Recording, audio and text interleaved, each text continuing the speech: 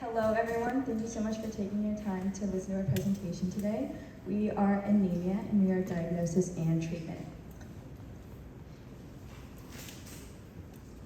Can we go back one slide? Because the introduction. Hi, my name is Wyatt Herman. Hi, I'm Ria. Hi, I'm Osi. Hi, I'm Leason. Hi, I'm Elizabeth. I'm Akila Alcafe. So for our introduction to nutritional, Yeah, sorry about that. So for a quick, brief introduction on anemia, even though we've heard great introductions before, anemia is a disease when your body can't produce the right amount of healthy red blood cells. So for example, let's say someone consumes a lot of food with no iron, no B12, no vitamin C, and they do it for a long period of time, and that's not good. And that's where potentially anemia can be developed. And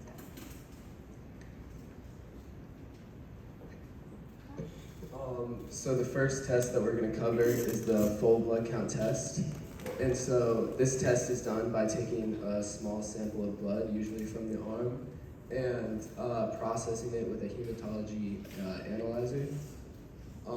This test does have its drawbacks. While it usually is more accurate, it's expensive, it's hard to get for some people, and it also takes a good amount of time for some people because of the low accessibility. The second test is the hemoglobin, like the rapid diagnostic test. While this one is simpler and quicker, it also comes with its drawbacks. This one, for example, one drawback is that a food that may contain paradoxates can alter the test results and skew ideas of whether a person has anemia or not. Anemia is discovered through a blood count. The blood count test determines the severity of anemia. Catching anemia while in its early stage is important because it could be life-threatening. So for a mild case of anemia, it's important for a person to get the oral iron therapy. And in the case of a modern case of anemia, parenteral iron therapy will be needed. And for any severe case of anemia, a patient is to receive blood transfusion. If a patient with mild anemia, their symptoms continue or worsen, they should revisit a clinic or hospital to seek further instruction on whether they should proceed with more testing. Many factors play into why people that have anemia do not seek care for their disease. This may include scarcity of good healthcare sites around them. This may also include their cultural and religious beliefs that might limit them from going through certain procedures, and this might also be impacted by the cost of all of the procedures. So on the topic of disease treatment, when it comes to a mild level of anemia, just like Wyatt said, you want to have oral iron therapy, and when it comes to moderate, you want to have parenteral iron therapy. And to assist the healing process, you want to take supplements like iron, vitamin B12, vitamin C, and the vitamin C actually helps your body to absorb the iron even more. And all that does is just keep the red blood cells healthy. And when it comes to your diet, you want to have more iron-rich foods.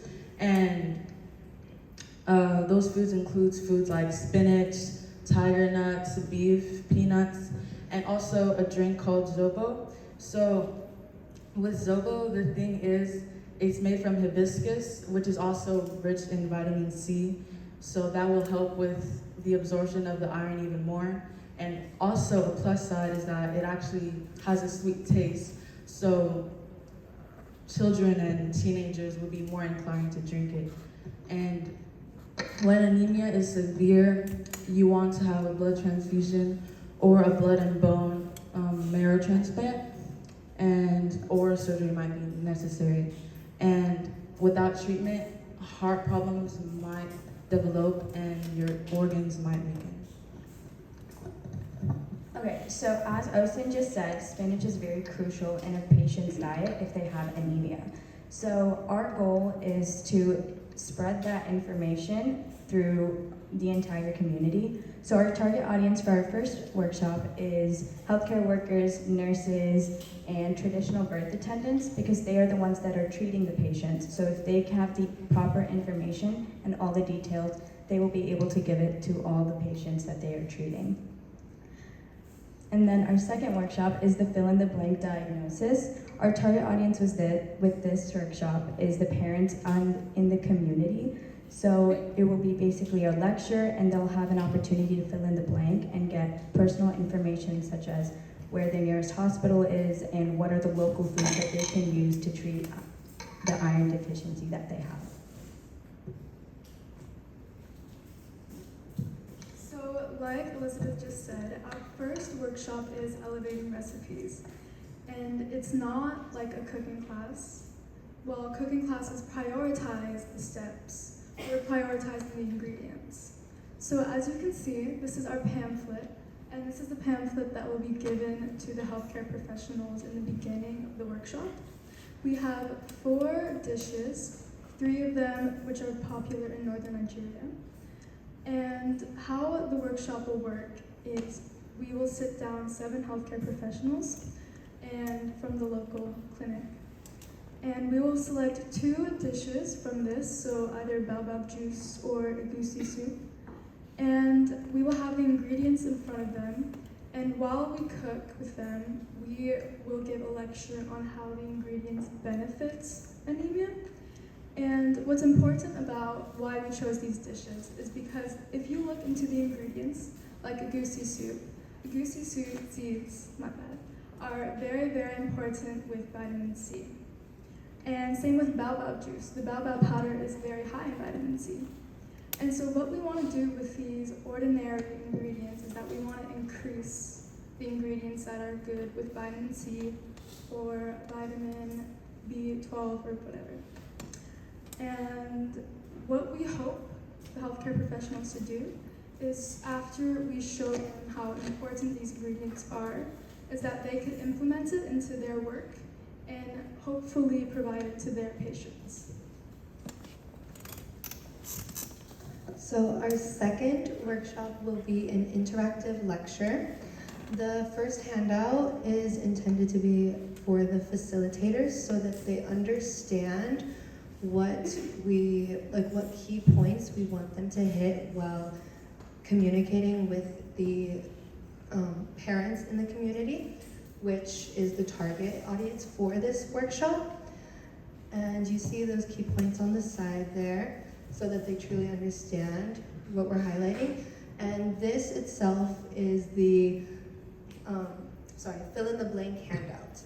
And we chose to leave blanks because we wanted to really emphasize the information that some citizens don't have or don't know, they aren't educated on. So maybe some people don't know the nearest clinic or hospital to them. So then when we run the workshop, first we will give the facilitators handout to the facilitators and explain to them how to run this workshop.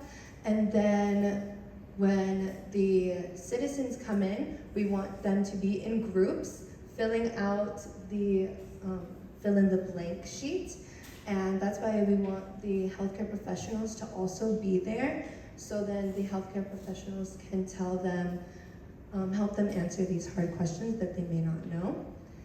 And the whole reason we're doing this workshop is because we want people to be educated on the process of diagnosis so that they fear it less. And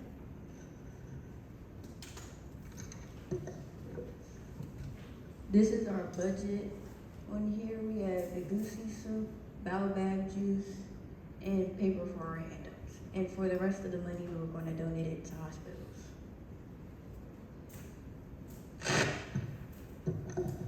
So this is our handout that we created to spread awareness about the workshop that we're doing. And as you can see, it has where it is and what it is. And we also included designs that cater to their culture. And this is our works cited page, so thank you so much for listening.